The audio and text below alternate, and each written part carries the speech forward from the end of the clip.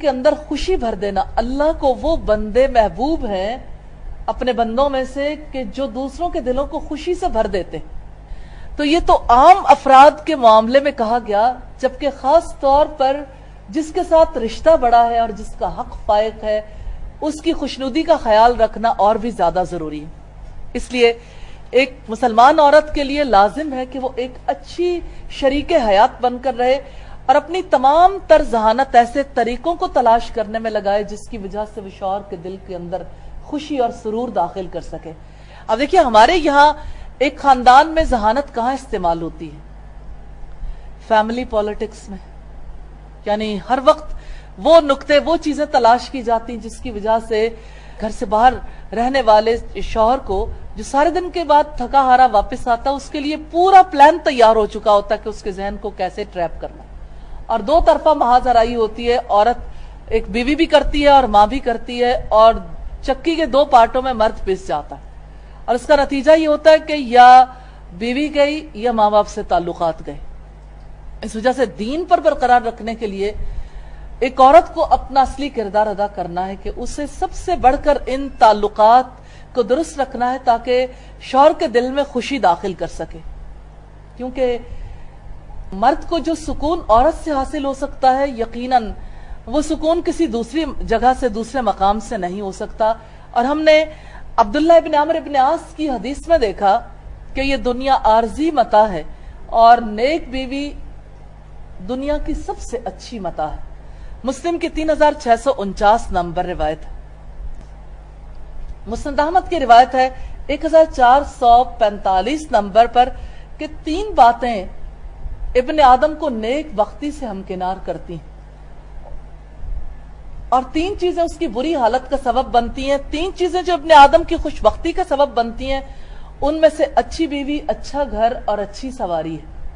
اور جو 3 چیزیں اس کی بری حالت کا سبب بنتی ہیں وہ بری عورت، برا گھر اور بری سواری ہے. اس کے اوپر شیخ عثیمین نے بہت کلام کیا ہے کہ اس کا یہ مطلب نہیں ہے کہ برکت انہی کے ساتھ نتھی ہے. مراد یہ ہے کہ یہ اسباب میں سے ایک سبب ہے. بہرحال ایک اچھی شریک حیات ہمیشہ یہ خیال رکھتی ہے کہ کس طرح سے دوسرے کو کمفرٹ دی جائے، کس طرح سے دل کو خوشی اور سکون بہم پہنچایا جائے. لیکن عورت کی ایک مجبوری ہے. عورت چاہتی ہے وہ چہیتی بن کے رہے، لاڈلی بن کے رہے، ناز و ادا کے ذریعے سے دل لبھائے. اب جو وہ چاہتی ہے اس سے وہ مطلوب نہیں ہوتا اور جو مطلوب ہوتا ہے وہ کر نہیں پاتی، جس کی وجہ سے پھر آپس کے تعلقات میں خرابی پیدا ہوتی. اس لیے ایک عورت کو لازماً یہ جان لینا چاہیے کہ اس سے جو کچھ مطلوب ہے وہ یہ کہ وہ ہمیشہ اپر ہینڈ رکھے دینے میں. نبی صلی اللہ علیہ وسلم نے فرمایا الید العلیٰ خیر من الید السفلی، کہ اوپر والا ہاتھ نیچے والے ہاتھ سے بہتر ہے. تو اب دیکھیے کہ ایک عورت کشکول اٹھا کے کیوں صدائی بھیک مانگے کہ اس سے کوئی محبت کرے، اس کا خیال رکھے، اس کی کیئر کرے، اس کے لیے کمائے، اس کے لیے تکلیف اٹھائے. وہ تو اٹھا ہی رہا ہے لیکن عورت کو بھی اپر ہینڈ رکھنا چاہیے کیئر کرنے میں، محبت کرنے میں، خدمت کرنے میں اور دلوں کو خوشی سے بھرنے میں. کیونکہ اگر وہ یہ کردار ادا کرے گی تو اس کا گھرانہ خوشیوں سے بھر جائے گا، اس کے بچوں کو ایک پرسکون اور خوشیوں بھرا ماحول میسر آئے گا. مثالی مسلمان خواتین میں سے ام سلیم کی مثال اس وقت آپ کے سامنے رکھنا چاہوں گی. یہ وہی ام سلیم ہے جنہوں نے نکاح کے وقت کہا تھا کہ آپ کافر ہو اور میں مسلمان، دونوں کے درمیان رشتہ کیسے طے پا سکتا. اب یہی خاتون ہے کہ اپنے فرائض کیسے انجام دیتی ہیں. ہوا یہ کہ ابو طلحہ باہر گئے ہوئے تھے کہ اس دوران ان کا بیٹا وفات پا گیا. امام مسلم نے اس کو اپنی کتاب میں نقل کیا. اگر نقل نہ کیا ہوتا تو یہ قصہ محض افسانہ ہی لگتا. ان کے بیٹے انس نے اس روایت کو بیان کیا ہے. حضرت انس سے روایت ہے کہ ابو طلحہ کا ایک بیٹا جو ام سلیم سے تھا فوت ہو گیا. وہ کتنا خوش نصیب بیٹا ہے جو اپنی ماں کے بارے میں، اس کی نیکی کے بارے میں اتنی کلیئرلی بات لکھتا ہے تاکہ جہان والی عورتوں کے لیے یہ عورت مثال بن جائے. بہرحال کہتے ہیں حضرت انس کہ ام سلیم کا بیٹا فوت ہو گیا تو ام سلیم نے گھر والوں کو کہا کہ مجھ سے پہلے کوئی بھی ابو طلحہ کو بیٹے کے وفات پانے کی خبر نہیں دے گا، میں خود بات کروں گی۔ پھر ابو طلحہ گھر آئے تو ام سلیم ان کے سامنے شام کا کھانا لائی، انہوں نے کھانا کھا لیا۔ کھانا کھانے کے بعد سستانے لگے اور ان کے ساتھ وقت گزارنے کی خواہش کی، اور ام سلیم نے ان کی خواہش کا احترام کیا۔ جب یہ اپنے معاملات سے فارغ ہو گئے تو ام سلیم نے کہا کہ اگر تمہارے پاس کوئی امانت رکھوائے اور امانت واپس لے لے تو تم کیا کرو گے؟ تو انہوں نے کہا جس کی امانت ہے اسے لوٹا کر، ظاہر ہے یہ لوٹانا تو ضروری ہے، تو میں اسے لوٹا دوں گا۔ تو انہوں نے کہا کہ اس پر تمہارے دل میں ملال تو نہیں آئے گا؟ تو انہوں نے کہا نہیں۔ انہوں نے کہا ٹھیک ہے، پھر اپنے بیٹے پر بھی صبر کر جاؤ، یعنی وہ بھی اللہ کی امانت تھا اور اللہ نے اپنی امانت واپس لے لی۔ ابو طلحہ کے لیے تو یہ موقع اس قدر پریشان کن بن گیا، کہنے لگے میں تو رکوں گا نہیں اور میں رسول اللہ کے پاس جاؤں گا اور تمہارا معاملہ ضرور سامنے رکھوں گا۔ وہ رسول اللہ کے پاس گئے تو انہوں نے دعا کی کہ اللہ تعالیٰ ان کی رات میں برکت عطا فرمایا، اور اللہ تعالیٰ نے رسول اللہ کی دعا کی وجہ سے ہی ایک بیٹا تو واپس لے لیا تھا، ایک اور بیٹا عنایت فرمایا۔ لیکن اس میں ام سلیم کا کردار انتہائی اہمیت کا حامل ہے کہ ام سلیم نے کس طرح سے شوہر کی کیئر کی کہ ایسے موقع پر جبکہ وہ باہر گئے ہوئے تھے، واپس آئے ہیں، فوری طور پر ان کو اطلاع دینا یہ ان کے لیے بڑے صدمے کا سبب ہو سکتا تھا۔ اس بات کو روک کے رکھا اور اس کے بعد اطلاع دی، اور اس طرح سے ابو طلحہ کے لیے بھی اس واقعے کو برداشت کرنا نسبتاً آسان ہو گیا، اور اللہ تعالیٰ نے ان کی جگہ پہ انہیں اور بیٹا بھی عطا کیا۔ لیکن ام سلیم صبر کی چٹان بن گئی، یعنی تاریخ اسلامی میں ایسی مثالیں ہمیں بہت کم ملتی ہیں۔ تو ام سلیم کے اس کردار کی وجہ سے یہ بات سامنے آتی ہے کہ شوہر کے لیے عورت کو کس طرح سے کیئرنگ ہونا چاہیے، کتنا خیال اسے رکھنا چاہیے۔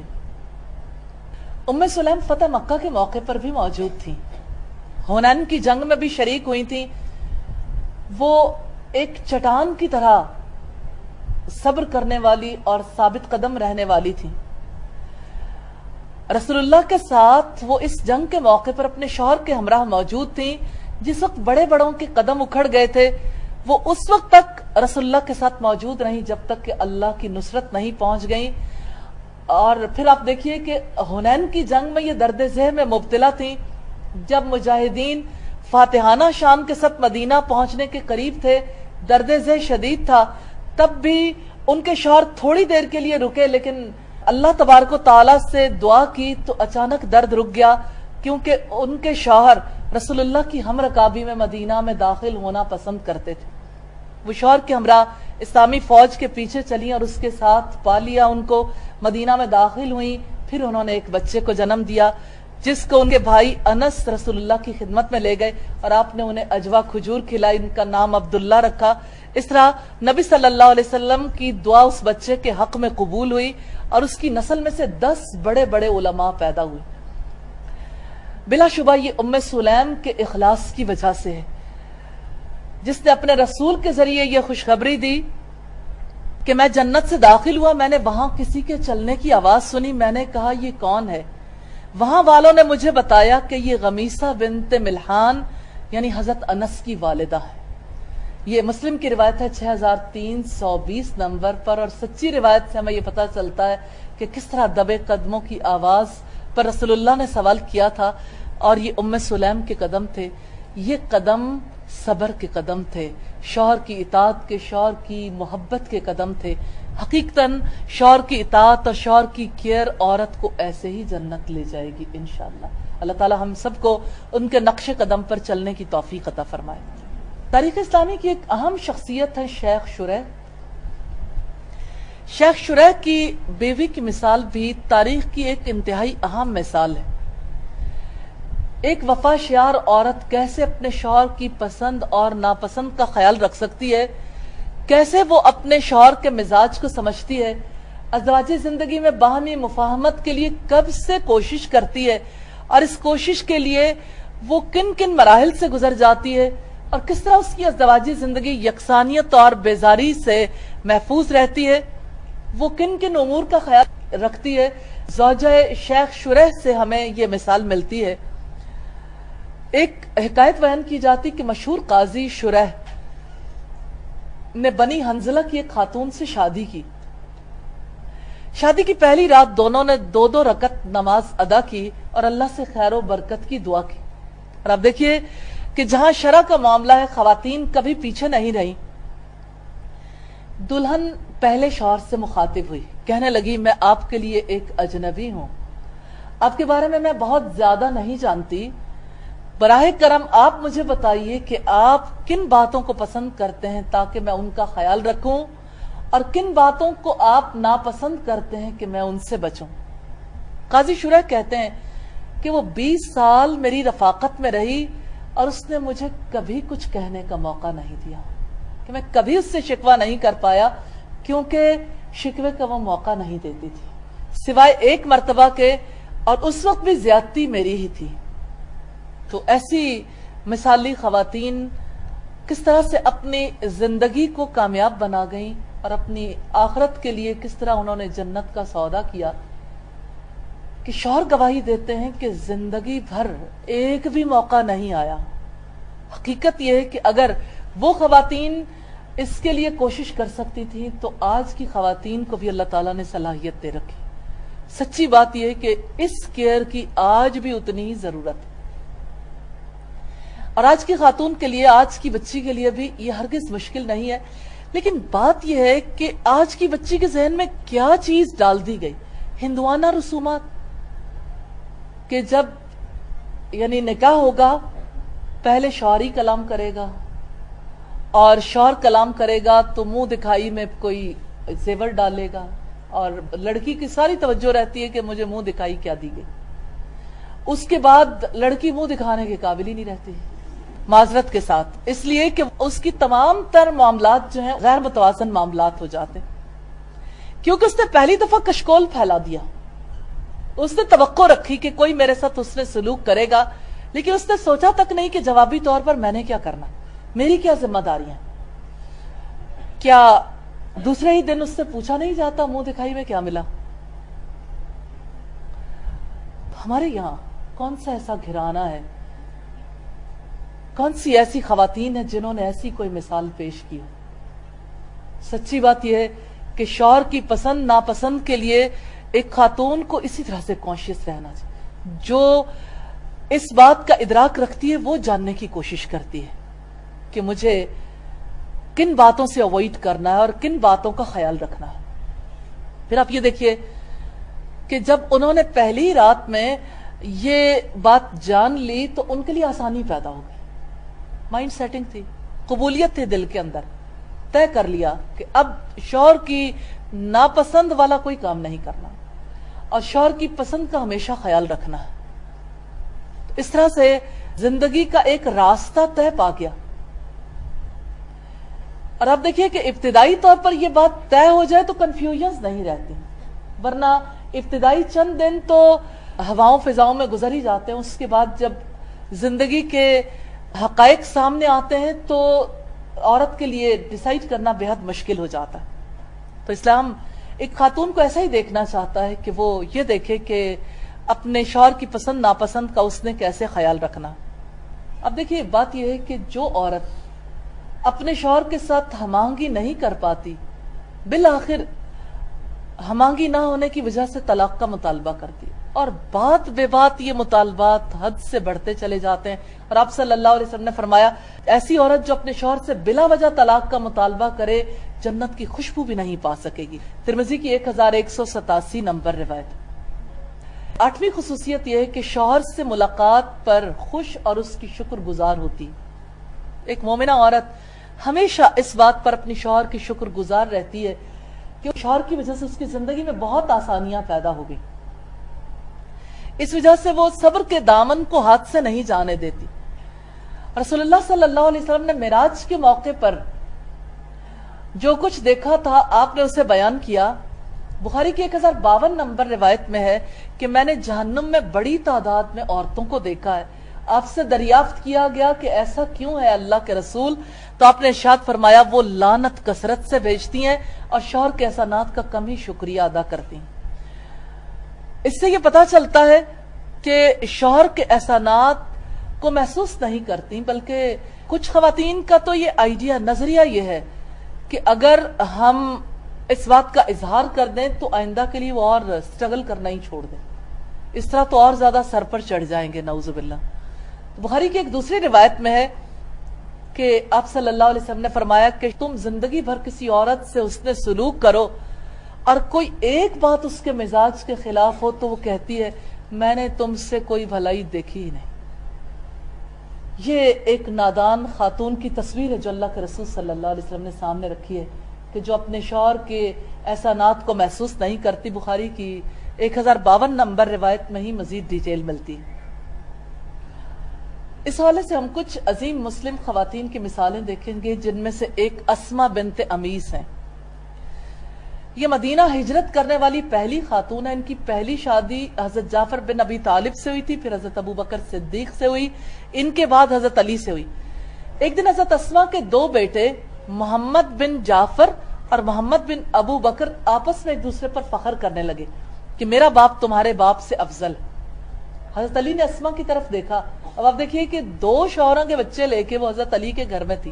حضرت علی نے اسما کی طرف دیکھا اور کہا ان کے درمیان فیصلہ کرو کہ ایک تمہارے پہلے شوہر کا بیٹا ہے اور دوسرا دوسرے شوہر کا بیٹا ہے اور تیسرے شوہر کے سامنے تم موجود۔ کتنا مشکل ہے ایسے موقع پر ڈیسیژن کرنا۔ حضرت اسما نے کہا میں نے عربوں میں جعفر سے بہتر کوئی نوجوان نہیں دیکھا اور پختہ عمر والوں میں ابو بکر سے زیادہ بہتر کسی کو نہیں دیکھا۔ حضرت علی ان دونوں بزرگوں کی تعریف پر خوش ہوئے۔ انہوں نے کہا تم نے میرے لیے تو کچھ نہیں چھوڑا، یعنی ان دونوں کی تو تعریف کی، اگر تم نے جو کچھ کہا اس کے علاوہ کہا ہوتا تو میرے دل میں بال آ جاتا۔ حضرت اسما نے کہا تینوں بہترین اوصاف والے ہیں اور تم ان تینوں میں سے ایک ہو، بس 19-20 کا فرق ہے۔ یہ الطبقات الکبریٰ کی روایت ہے، ابن سعد نے اسے والیوم 4 پیج 41 پر تحریر کیا۔ تو یہ ایک دانش مندانہ جواب تھا۔ ایک عورت جب سچی ہوتی ہے، مخلص ہوتی ہے، جب وہ جھوٹ پر نہیں چلتی، اس کی زندگی سچائی پر مبنی ہوتی ہے، تو اس کو کسی بات میں کسی جگہ پر بھی کوئی چیز کہتے ہوئے ذرا سی بھی جھجک محسوس نہیں ہوتی۔ آپ جانتے ہیں کہ پچھلے شوہر کا تذکرہ اپنے موجودہ شوہر کے سامنے کرنا عورت کے لیے کتنا زیادہ مشکل ہوتا ہے۔ یوں سمجھ لیجئے کہ ایک باریک تلوار پر چلنے کے مترادف ہے۔ لیکن اسما بنت امیس عظیم خاتون تھیں، انہوں نے جو کچھ کہا حق پر مبنی کہا اور شوہر نے بھی اس پر اطمینان محسوس کیا۔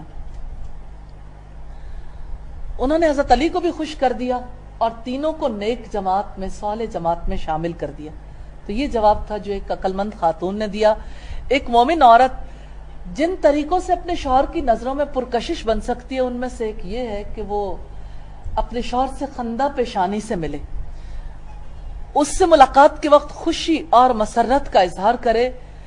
یہ بات شوہر کے دل کو خوشی سے بھر دیتی ہے۔ وارملی ویلکم کرنا اور کھلے دل سے خوشی کا اظہار کرنا، یہ وہ چیز ہے جو دل کے اندر خوشی بھر دیتا ہے۔ جب وہ تھکا ماندہ آئے تو اس کو خوش آمدید کہنا اور اپنے باقی معاملات کو تھوڑی دیر کے لیے پسے پش ڈالنا، شوہر کی پریشانی کو دور کرنے کے لیے اس کی مدد کرنا، مسکراتے چہرے کے ساتھ استقبال کرنا، اور جب وہ کوئی احسان کرے تو کلمات شکر ادا کرنا، کیونکہ نبی صلی اللہ علیہ وسلم نے فرمایا من لم یشکر الناس لم یشکر اللہ، جو لوگوں کا شکریہ ادا نہیں کرتا وہ اللہ کا شکر بھی ادا نہیں کرتا۔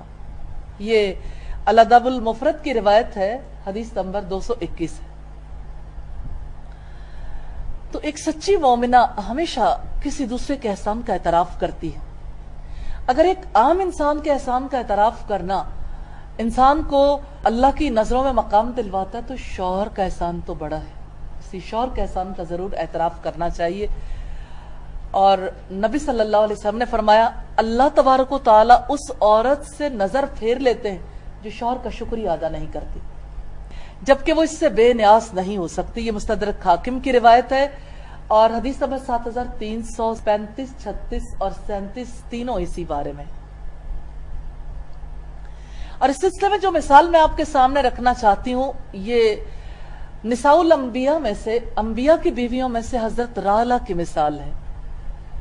یہ حضرت اسماعیل علیہ السلام کی بیوی تھی اور ایک سچی مومنہ عورت تھی۔ حضرت اسماعیل علیہ السلام نے اپنی پہلی بیوی کو طلاق دی تھی اپنے باپ ہی کے پوائنٹ آؤٹ کرنے پہ، حضرت ابراہیم علیہ السلام کے پوائنٹ آؤٹ کرنے پہ، اور طلاق دینے کے کچھ عرصے کے بعد انہوں نے ایک نیک صالح متقی عورت سے شادی کر لی۔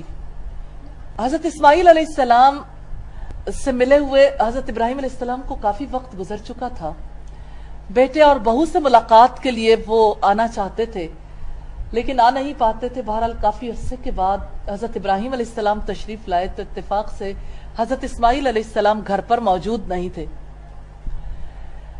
جب وہ گھر آئے تو ابراہیم علیہ السلام نے خاتون سے سلام کیا اور کہا کہ یہ بتائیے کہ آپ کے شوہر کہاں گئے؟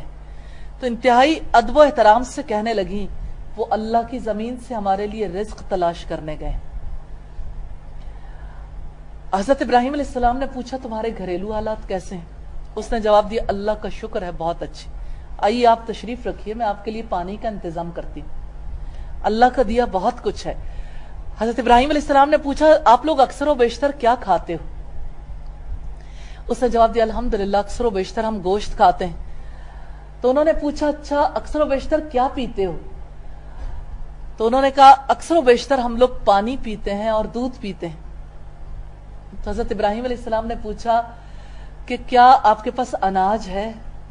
یعنی حضرت ابراہیم علیہ السلام بھی ہر طریقے سے پوچھنا چاہتے تھے کہ آخر کہیں سے کوئی بات ایسی پتہ چلے کہ ایک عورت کا رویہ اوورال کیسا۔ انہوں نے کہا آپ تشریف لائیے، ہمارے یہاں بہت سی نعمتیں ہیں، انشاءاللہ اناج بھی ہم آپ کی خدمت میں پیش کرنے کی سعادت حاصل کریں گے۔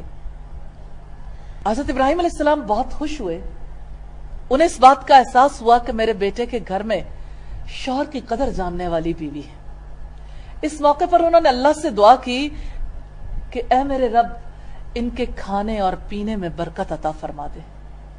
پھر حضرت ابراہیم علیہ السلام نے فرمایا بہو سے کہ جب آپ کے شوہر آ جائیں تو انہیں میرا سلام کہنا اور پیغام دینا کہ اپنے گھر کی چوکھٹ کو برقرار رکھیں، اسی میں اس گھر کے لیے خیر و برکت ہے۔ اس کے بعد حضرت اسماعیل علیہ السلام سے ملے بغیر حضرت ابراہیم علیہ السلام رخصت ہو گئے۔ وہ شکار سے واپس آئے، گھر میں داخل ہوئے تو انہیں ایک بہت مانوس خوشبو محسوس ہوئی، والد کی خوشبو۔ یہ ایک فطری اور قدرتی تعلق ہے۔ بہرحال انہوں نے اپنی بیوی سے کہا آج میں بہت اچھی اچھی بھینی بھینی خوشبو محسوس کر رہا ہوں، کیا یہاں کوئی آیا تھا؟ تو ان کی بیوی نے جواب دیا ہاں آج ایک بزرگ تشریف لائے تھے، نہایت خوش شکل، نہایت خوش لباس، خوشبودار، بہت اچھی خوشبو لگائے ہوئے، خوش گفتار تھے اور روب دبدبے والے شخص تھے۔ ان کی گفتگو بہت دلچسپ تھی اور بڑے ہی اخلاق والے تھے، ان کے انداز میں بڑا وقار پایا جاتا تھا۔ اس قابل احترام شخص نے آپ کے بارے میں پوچھا، ہمارے گھریلو حالات کے بارے میں پوچھا، میں نے سب کچھ بتا دیا تو انہوں نے ہمارے لیے خیر و برکت کی دعا کی۔ حضرت اسماعیل نے پوچھا کیا انہوں نے کوئی وصیت بھی کی تھی؟ تو بیوی نے جواب دیا ہاں، انہوں نے آپ کو سلام کہا تھا اور کہا تھا کہ اپنے گھر کی چوکھٹ کو برقرار رکھنا، اسی میں آپ کے لیے خیر و برکت۔ حضرت اسماعیل علیہ السلام خوشی کا اظہار کرتے ہوئے بولے وہ تو میرے والد محترم تھے اور انہوں نے مجھے حکم دیا ہے کہ میں اپنے گھر کی دہلیز کو یعنی تمہیں برقرار رکھوں، کہ تم میرے گھر کی دہلیز ہو، انہوں نے مجھے حکم دیا ہے کہ میں ہمیشہ تمہیں اپنے پاس رکھوں۔ تو یوں ہمیں یہ پتہ چلتا ہے کہ رالا نے شکر گزاری کی وجہ سے کیسے اپنے شوہر کا دل بھی جیت لیا تھا اور اپنے سسر کا دل بھی جیت لیا تھا۔ اور سیدنا ابراہیم علیہ السلام نے ان کے لیے برکت کی دعا کی، اللہ نے ان کی اولاد میں برکت عطا فرمائی تھی۔ یہ بڑی محبت کرنے والی اور کثیر بچوں کو جنم دینے والی خاتون تھی، اپنی اولاد کے لیے انتہائی نیک ماں ثابت ہوئی اور اللہ نے ان کا انتخاب کیا اور انہی کی اولاد میں سے نبی صلی اللہ علیہ وسلم تھے۔ اور روایت میں ہمیں یہ ملتا ہے کہ اسماعیل علیہ السلام کی ان بیوی نے 12 بیٹوں کو جنم دیا تھا۔ تو یہ ایک پیغمبر کی بیوی ہیں اور ساری دنیا کے لیے مثال بن گئی اپنی شکر گزاری کی وجہ سے۔ حالانکہ اسماعیل علیہ السلام کے حالات پہلے بھی ایسے ہی تھے، لیکن پہلی بیوی نے کہا تھا کہ ہمارا کوئی حال نہیں، بہت مشقت سے گزارا ہوتا ہے، بڑا مشکل معاملہ ہے اور انہیں میرا کوئی خیال نہیں، جیسے آج کل کی بیویاں شکوے کرتی ہیں. ایسے ہی پہلی بیوی نے شکوہ کیا اور حضرت ابراہیم علیہ السلام نے یہ کہا تھا کہ اپنی چوکھٹ بدل دو, اور حضرت اسماعیل علیہ السلام نے انہیں طلاق دے دی تھی. حقیقت یہ ہے کہ حضرت رالا کے نقش قدم پر چل کر ہی ہم اللہ تعالیٰ کی رضا کو پہنچ سکتی ہیں اور سعادت والی زندگی گزار سکتی ہیں, گھروں میں اطمینان اور سکون سے رہ سکتی ہیں اور اللہ کی نظروں میں مقام پا سکتی ہیں.